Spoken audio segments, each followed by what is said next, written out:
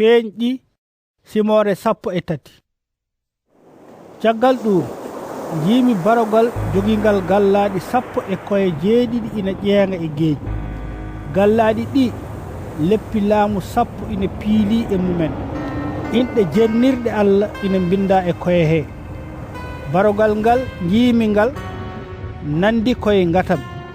takke maggal bayi kono takke fowru ni. gaaɓle ɗe ko gaaɓle mbarodi taktakri. ngolwa ba rokkingal sembe mum, jappeere mum e baawɗe mawɗe. heen hoore wootere ina wayno meɗnode soppeede ha maayi.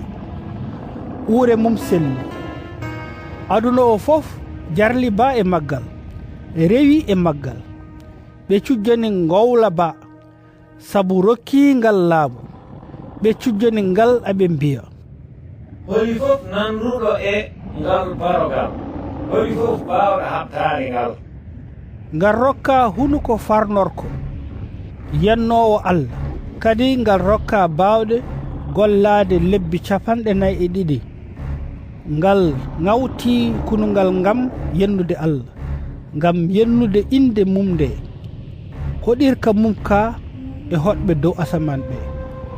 ngal rokka haɓade seniɓe ɓe ngal foola ɗumen. ngal rokka jimde e yimɓe kala suudu, kala dowla, kala ɗemgal e kala leñol.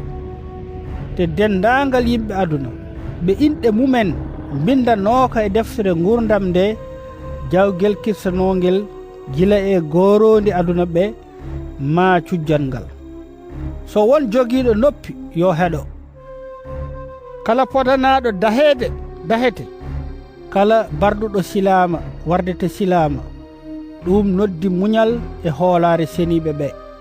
caggal ɗum jiimi barogal gongal ina yalti e leydi. ngal jogii ko gallaɗi 2 no jawgel ni, te ngal haaldanno kono ngawla ni. angal gollanno baawɗe gadanal ngal fof e tawede mum. ngal waɗi ha aduna e yimɓe mum fof cujjani gadanal. ngal uure mum sellunongal. ngal waɗi kayusaji mawɗi. ngal yehi ha ngal toɓi jeygol e yeeso yimɓe.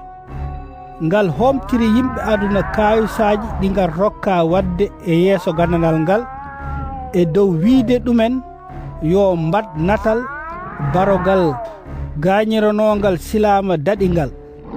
ngal rokka wuttude gurdam e natal he, ha natal ngal watti haalde e wadde ha kala mo sujjanani ɗum ware. ngal waɗi kadi ha yimɓe fof, mawɓe e tokosɓe, alɗuɓe e wasɓe, rimɓe e rimayɓe, dañi jelode e juuɗe ñaame walla e tiiɗe, beele hay gooto e mumen ina waasa wawde sodde walla yeyde tawa ala jeloɗe nde, hono inde barogal ngal walla limore inde mum. ɗum noddi hakkilantago yo kala joom hakkille hiiso limore barogal ngal, ngati ko limore neɗɗo.